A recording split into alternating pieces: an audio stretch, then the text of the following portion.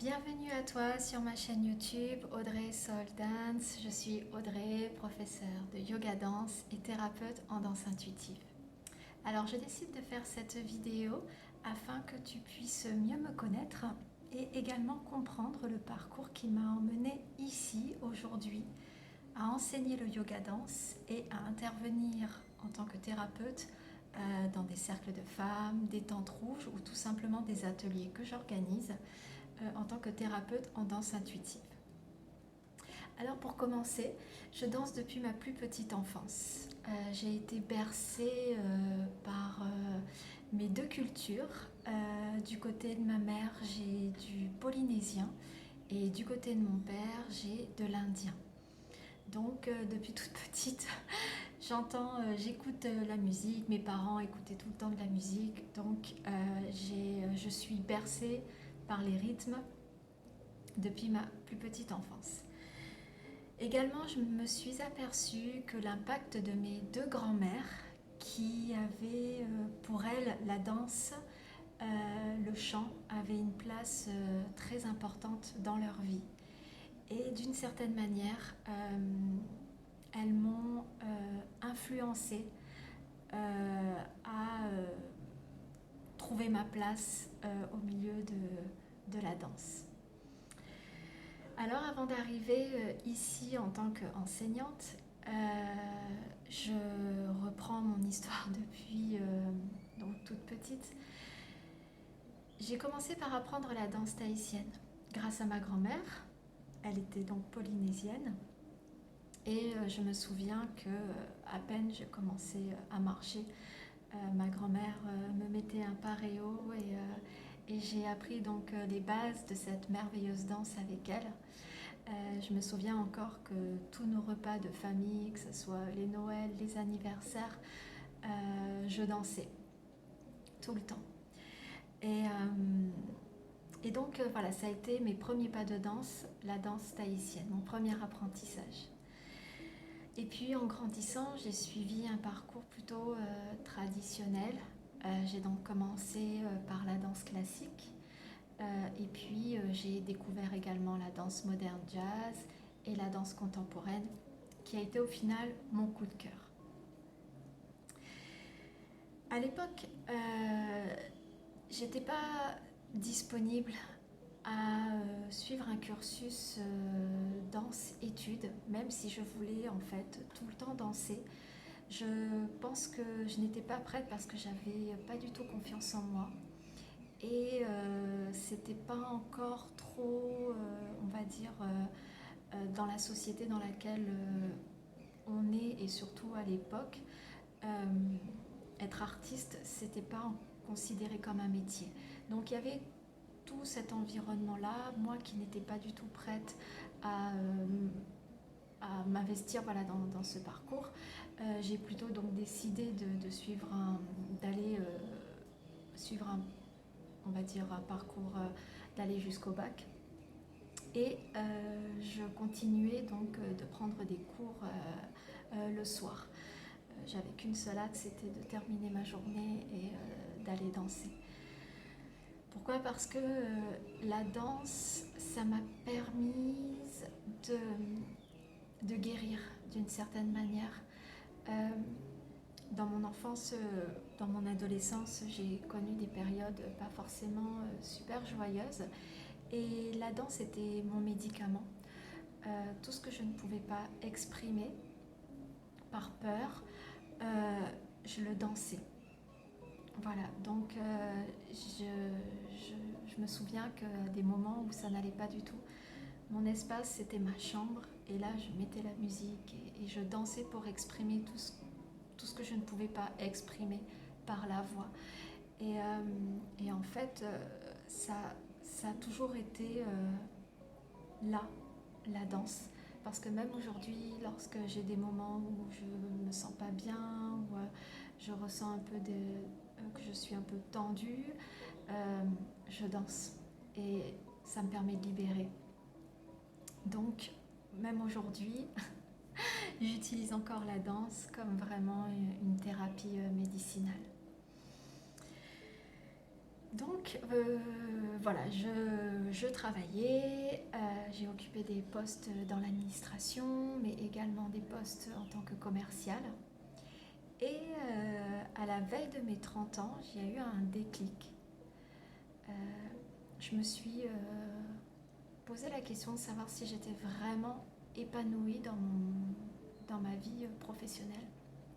Et la réponse était catégorique. C'était non. Donc je me suis dit, il va falloir que je remédie à ça et vraiment, au fond de moi, je voulais danser, mais je voulais aussi enseigner, vraiment partager ma passion. Donc j'ai quitté ma zone de confort, mon boulot, mon appartement et je suis partie en France. Ah oui, petite précision, je suis de Nouvelle-Calédonie. Donc voilà, j'ai tout quitté ma situation en Calédonie et je suis arrivée en France, en Dordogne. Et lorsque je suis arrivée, j'étais pas amenée à suivre une formation pour enseigner la danse contemporaine ou la danse classique. Il y avait autre chose qui m'appelait. Je ne savais pas encore qu'est-ce que c'était, mais je sentais que c'était pas ce chemin-là que je devais suivre. Donc, lorsque je suis arrivée en Dordogne, j'ai pris ma patente et j'avais donc mon bagage de danse tahitienne.